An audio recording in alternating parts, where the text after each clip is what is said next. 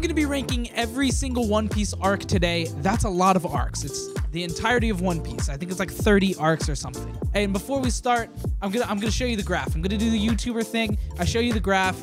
Subscribe. Just please subscribe. Let's get into it. So starting it off, we have the East Blue Saga, which is, you know, a good couple of arcs. We have Romance Dawn, which is something we've seen more than once because we have the, you know, Shanks backstory where he sacrifices the arm. It's good. It's brilliant.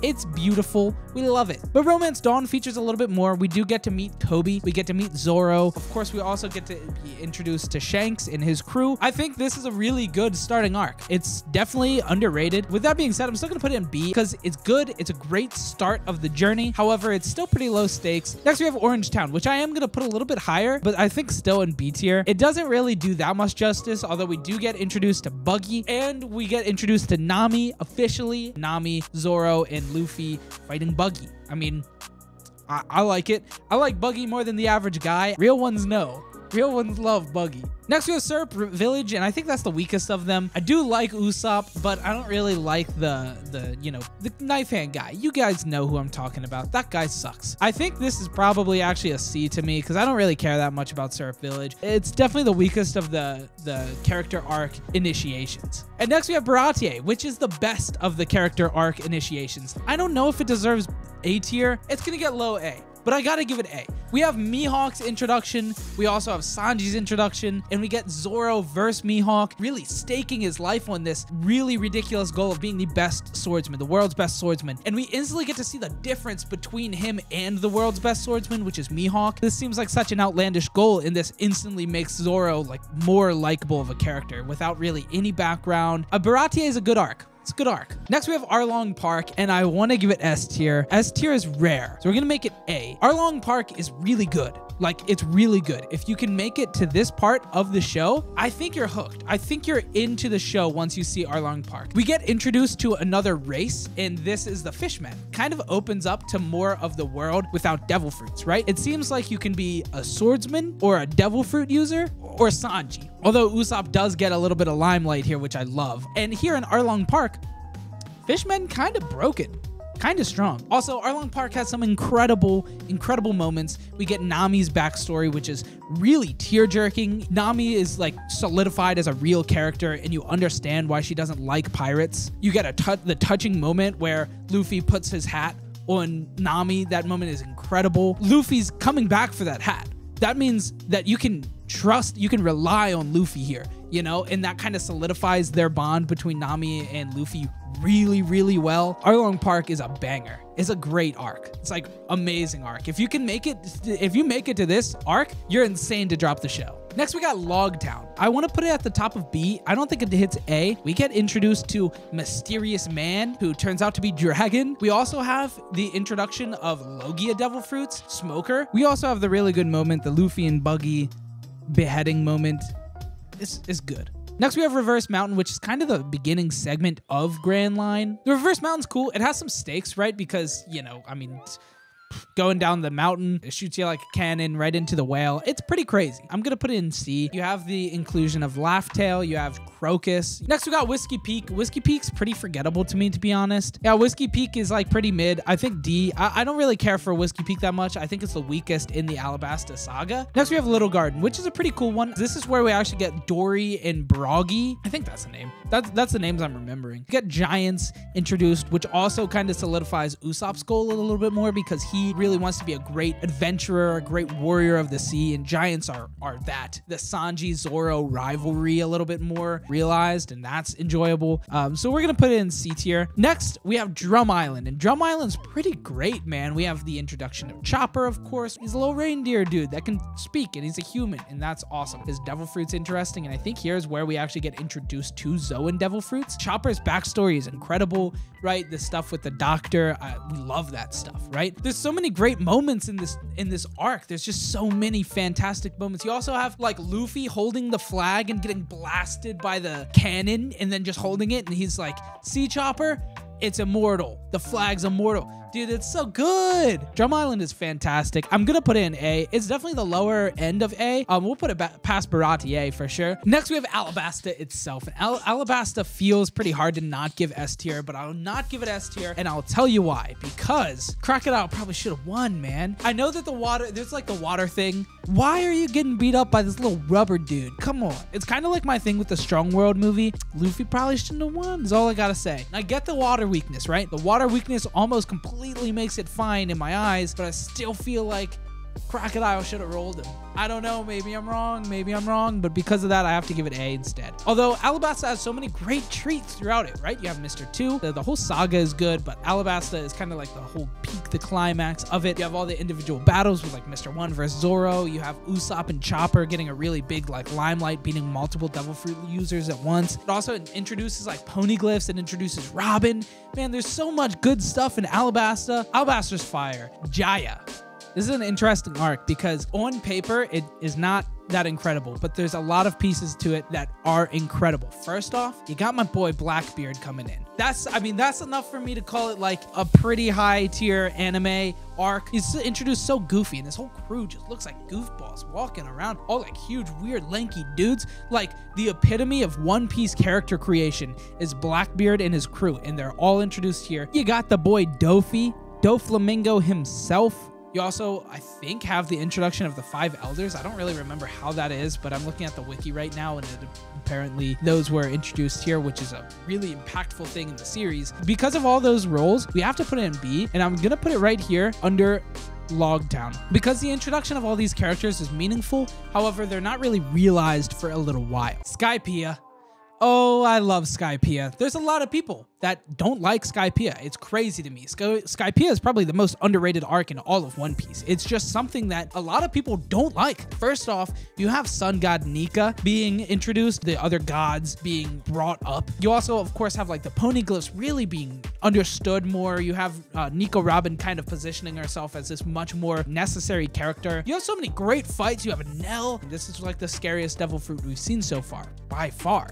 Definitely is. I think the world is so interesting here, right? Because everything else has been basically just like an island, right? A land in the skies, a heaven-esque area. It's so cool. I'm putting it in S tier. I have been on, One Piece TikTok, and people are like, oh yeah, well, Skypiea is the worst arc of all time. It's overhated. Why? And there's just so much more, and I know you've seen the theories about why this is such a relevant arc, and I think a lot of that could potentially come to fruition. We get Dials, which is a huge buff to Usopp.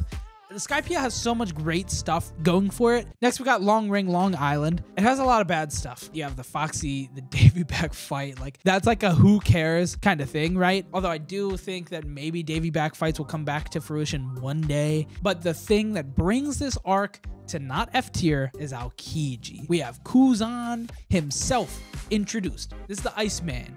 He's crazy. I mean, he instantly is just this superpower that we've now seen, right? An admiral, this character that Luffy has no chance of beating. The whole crew has 0 chance of beating. He wipes them all. Dude freezes over the entire ocean in front of him.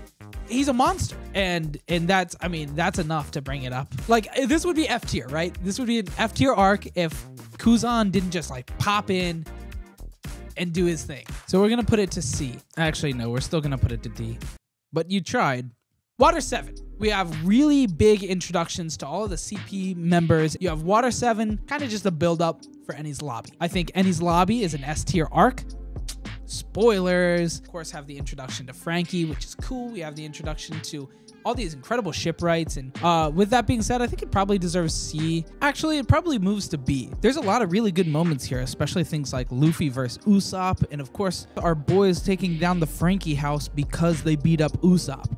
Both those moments are really good. Let's bring it to B. And his lobby, baby.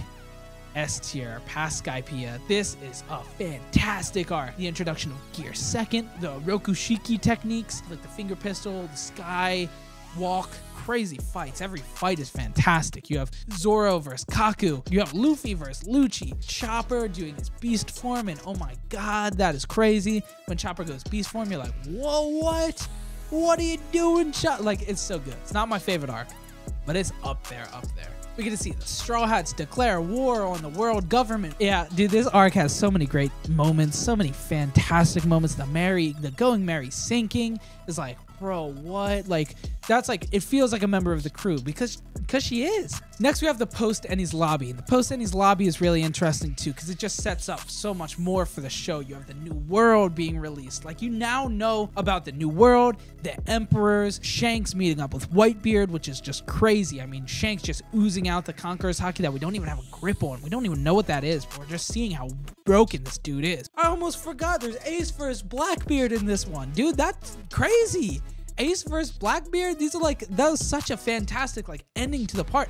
Like, you watch Ennie's lobby and you're like, dude, how does this show get any better? And then you get to see that fight. Post Ennie's lobby's fire. And next we have Thriller Bark, which is like a really weak part. Nothing happened. That's what I'm gonna say. Nightmare Luffy, come on, what is that? Like, it's cool, but it's also not really, and it's like a power jump that is completely irrelevant, right? Because this is nothing that we can ever see again. But we do have like the big mom stuff like kind of revealed, but not actually, right? We have Lola. Yeah, my mom's a pretty strong pirate. We're like, okay, fuck off. Like, who are you? Well, it's Big Mom that she's talking about. So like, you know, that's something for sure. I'm definitely gonna put it in C. And then we got Sabaody. And Sabaody, oh my god, it's another one. It's another one that goes up here in S tier. It's past Skypiea, I'm not even gonna lie. Sabaody introduces the supernovas, which is like a huge thing for the series, right? You get to introduce like 10 new powerful characters that we get to see individual pieces of later, and they all come back. This is the best world building arc probably in the entirety of the show. We have so many relevant characters, the supernovas.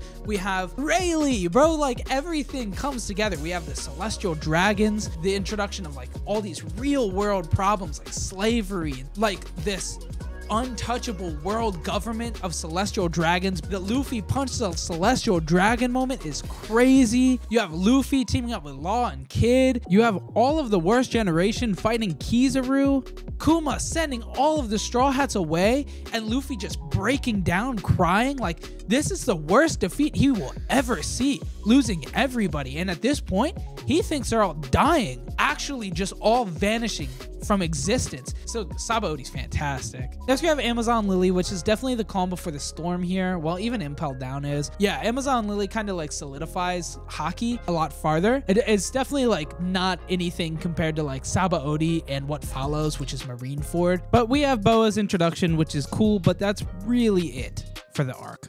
I'll definitely put it in like C. It feels like right here, definitely above Thriller Bark. Next we have Impel Down, which is a cool one. Reintroductions of meaningful characters like Crocodile, Buggy, Mr. 2. We have Blackbeard coming back and a crazy fight against Magellan and Luffy. I'd be insane to give it C tier, so I'm gonna put it in B tier, but I'm gonna put it right above, right under Jaya. I'm actually gonna adjust this and put it right under Post Ennie's Lobby in A tier. Marineford time, baby. And I'm not even gonna hesitate. It's the top of S. It's my favorite One Piece arc. It's one of my favorite arcs of all time. And Marineford is this unbelievably good climax of all these superpowers that we've seen and heard of, and now are all culminating together. We have everything, literally everyone. This is the Smash Ultimate of arcs. All the superpowers all at once culminating together to this giant, massive war that is not even a bit overhyped. It is so amazing. You have Whitebeard pulling up with his unbelievable fleet of like all strong characters. You have Marco, you have Vista, you have all these incredible commanders. And this is really what shows how powerful an emperor really is, right? Because before we kind of just like heard, okay, emperors, they're the next like big thing, right? What does that entail? Well, here is where we actually get to see what it entails, and it's unfathomable. And they're pulling up to all of the warlords, which is pretty much the most hype that we could have. The whole army of pacifistas. And then you also have 3 admirals, which you're telling me there's 3 of them? How are we going to position Luffy here? How is Luffy even like in this mix? It's nuts. Of course you have, you know, Akainu versus Whitebeard. That's crazy. Like, those characters are busted, and we're seeing like really some of the pinnacle of strength in One Piece, and we're seeing it pre-time skipping. And then you have, of course, Blackbeard versus Whitebeard, and this is like some of the coolest strength feats of all time. Whitebeard just not being knocked down by anything, dying, standing up. It's so badass. Shanks pulling up, which is another emperor, and he's able to just shut down the rest of it. instantly just by showing up. And in Marineford, you get to see the like most impactful deaths of like almost any series. Of course, they're plot points, but only kind of. I mean, there's still characters, like really big characters. You have Whitebeard death, you have Ace death. These are huge for not only the world, right? Of course, like an emperor dying is going to shake up the entirety of the world unbelievably, right? Like so much. I mean, it's going to shake up the entirety of the new world. And then you have Ace dying, which is not only a plot point. It's obviously it's a plot device for Luffy to understand that he has to get stronger. Literally right before I watched Marineford, I got that spoiled. I got Ace death spoiled, and that was a sad one. That was an upsetting spoil. Probably my worst spoil I've ever gotten in my life. And next we got post-war. Post-war is pretty chill, and as chill as it gets. We do get to see where the whereabouts of all the One Piece crew members, right? And we get to see that in 2 years from now, everybody's gonna come back. So training arc, but it's only a few episodes before the time skip actually happens. Then we finally get a Luffy backstory, like a young Luffy backstory, more than the Shanks stuff. So we have the Ace Sabo Luffy arc, which introduces Sabo, who, you know, dies. Yeah, post-war is pretty good. It really just is a setup, so I'm gonna put it right here with this kind of stuff. I do like it as a setup more than like Logtown and Jaya, so I'm gonna put it B. All right, now we've got post time skip. We've got Return to Sabaody. Yeah, we get to see like how powerful these characters are compared to pacifistas, right? We get to see Luffy and his observation haki. We get a couple of really good wrenching moments, right? Like the Kuma doing everything he can to protect the ship. You have ridiculous like character design changes like at the top of B. It does pass Jaya, it does pass post-war for like setting up for the rest of the arc. It makes you so excited to see like where these characters are now after just a 2-year time skip. Fishman Island, which is going to be the first one to kick off the post time skip. Of course, have Shirahoshi, which we find out is actually a broken character that can command Sea Kings, but it's really just like time to walk these characters, right? Like time to just destroy some characters. Let's show off how powerful our characters have gotten post time skip. So they bring in a character that is strong. Zoro almost takes out Horty underwater. I mean, it's just like, it's like, how bad can we beat these characters? Like that's really what the whole arc is about. Yeah, it's even worse than Thriller Bark. I'm not even gonna lie. I think Thriller Bark's a better arc than Fishman Island. Punk Hazard is where we get met with Law and Luffy form an alliance, and it brings us really well into each next arc because we're also introduced to Kinemon and Momonosuke. Instantly sets this mission, but unfortunately that is really all it does because the actual like characters that we see here, right? Vergo, rip him to shreds. Like Law actually just destroys that guy. Caesar Clown, like Caesar Clown is still a character after this, but like yeah, I mean we kind of just like roll those characters, right? Like they are nothing to the Straw Hats. Once again, it's like yeah, the Straw Hats kind of just like walk over everybody here. Punk Hazard is showing the rest of the show, setting up the rest of the show, and I think it does a fantastic job at doing so. So I'm gonna put it up here with these setup arcs, like the Jaya post-war, where it like really shows like the next stuff. Next, we have Dressrosa, which is the first like post-time skip arc, right? Law and Luffy. Their plan in Punk Hazard is to take down Kaido. To take down Kaido, you have to take down the devil fruit production, the manufacturing that Dofi is doing. Before we have to do that, we have to figure out how to beat Dofi. So that's what Dressrosa is. You go beat Dofi. You have Fujitora introduced. You have the Doflamingo fight with Gear 4 introduced. It's just so good, man. There's so many great parts of this. The entirety of the fleet is introduced here. I'm gonna put it right here in S tier. I love the territory, right? Half toy world. It's built up to be this beautiful, amazing dreamland, right? You enter in and everybody's happy, but ignorance is bliss. Those toys are not fucking toys. They're not nice. They're enslaved humans that have been turned into toys from a devil fruit and rewrote everybody else's memory and can rewrite what they do. Sugar is OP, right? We got introduced to Ace in the post-war, like the backstory, the Luffy backstory, and I was like, okay, well, they're showing Sabo because he's not actually dead. And here we find out he's not actually dead. He's so cool. He gets the devil fruit back that Ace had, and it's like, wow, that's so cool. Next, we have Zoe. Zoe is kind of where we branch off into our past. Some of our characters go to Wano, some of our characters go to Whole Cake. Zoe is where this Zoe is where it sets up for Wano and Whole Cake, where we, you know, get the alliance. Yeah, Zoe is a great setup arc. Yeah, Zoe goes right here. Whole Cake's really good. A fantastic arc in my opinion. Introduces Big Mom properly, and we finally get to actually see like how strong these emperors are firsthand, right? Well, we saw a lot of Whitebeard stuff, but not post time skip, where they really get to like figure in Hanki, like bring Hanki into it. We get to see that all here in Whole Cake. The setup for Whole Cake, like when they get there and when they're going through, is like, it's a little long. It's not really like bad, but it's not really there. When we get to see Sanji backstory, it's great. We get to see the Jirma stuff. It's cool. A lot of really great action. We get to see the Sanji v Luffy and the tears in Sanji's eyes attack at the wedding. You get to see Big Mom's hunger pangs actually like come to fruition. You get to see how ridiculously durable she is and how they have this unbelievably good plan and just nothing. They get nothing. They get nowhere. One of those times where we get to see how outclassed Luffy really is. And this is post time skip. This is post Dressrosa. This is a powerful Luffy. Like this is a strong, like Gear 4, like really strong Luffy. And we get to see how outclassed he is with Big Mom. So outclassed. You know, we get to see Luffy take down Katakuri, and what a crazy fight that is. We get to see like real Conqueror's Haki versus Conqueror's Haki again, which is something that we've been starving for since Dressrosa. Both have Conqueror's Haki. Both have these really malleable, interesting devil fruit that they both use in such interesting ways. Yeah, it's probably the better arc. Next we have the Reverie. We get to actually see the inner makings of Mary Joie. We get to see like characters that are really cool get to go there. We get to see the revolutionary armies there. We don't really get to see the full impact of it because it kind of like abruptly changes to Wano. But yeah, the Reverie is really good. Probably goes to A. It goes right here. Wano is an interesting arc for me to mention in this video because it's not complete in the anime yet. So we're going to talk about it up to where it is currently in the anime, like currently, and then I'm gonna talk about it in manga spoiler town. So if you haven't read the manga, I'll warn you. Anime ranking, S tier.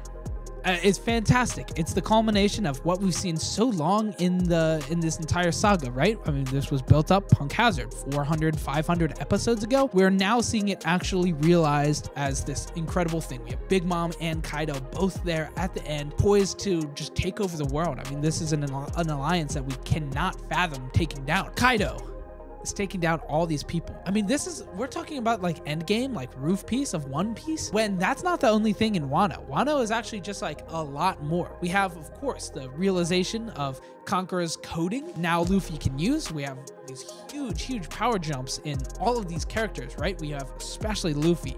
Zoro has like one hell of an arc here. Zoro meets up with people and becomes much stronger. He also gets a stronger sword. There's a lot going on. You also have all these characters that, in my opinion, are a little underwhelming. Toby Ropos, Jack, Queen. I think they're pretty underwhelming, to be honest. Of course, you have King, Kaido that are not underwhelming. You have Big Mom. Okay, now we're on to Roof Piece. I'm now going to talk about it in manga terms because it's not complete in the anime yet. So now we're going to just like switch over to the manga. To S tier with Wano. Manga spoilers here. Don't stick around if you haven't read the manga. Okay, it's just you and me. Just you and me. You've read the manga. I've read the manga. Let's talk about the manga. God damn. What an ending to Wano. It was cool, but it's also abrupt. I'm not even gonna lie. I think it was a little too abrupt. I think taking down Kaido, I think taking down Big Mom, cool. They're not dead probably because they don't really do that in One Piece, but they're taken out of commission. Wano wrap up is really interesting because we have like Gear 5, right? Gear 5th. It's so OP that he kind of just like took down Kaido, and the whole battle I think was a little abrupt. I still think it was fantastic. It was peak. I mean, I love that shit. God damn, the Kaido versus One Piece. The Kaido versus Luffy in Gear 5th shit was crazy. God damn, the end of Wano was so cool. That fight was nuts, but it was abrupt. I mean, we can all say it's abrupt. As soon as the battle ended, that's kind of it, right? Green Bull comes along and we're like, okay, he's gonna do something. He doesn't. Shanks just appears and he fucks off, and that's it. It's so abrupt. Yamato being like, hey, I'm gonna join, and then doesn't, right? It's so abrupt, we just leave, right? We get like Green Bull introduced, but only introduced. I have mixed feelings about it because they kind of just like jumped right into the next thing, which I did want, right? Like I wanted them to jump into the next thing, and it turned out to be Egghead, which is like exactly what I wanted, but it's still like a little weird. So like that being said, I mean, I want to put it up here in S tier, but it definitely doesn't pass Marineford, Enies Lobby, Saba Odi. I guess I put it right there, right? frankly, Skypiea is probably behind Dressrosa as well. So yeah, that's probably where I'd put it. I can't really talk about, unfortunately, the rest of it, right? We don't have conclusion on Egghead. We don't have conclusion on the Reverie. Comment down below your favorite arc. Anyway, that's it for the video. Thanks so much for watching. It was really long, so I appreciate you still being here. If you are, subscribe, no choice. If you just watch the whole video and you don't subscribe, then what are you doing? Because you just watched like an hour-long video. You better subscribe. Anyway, thanks so much for watching. Subscribe.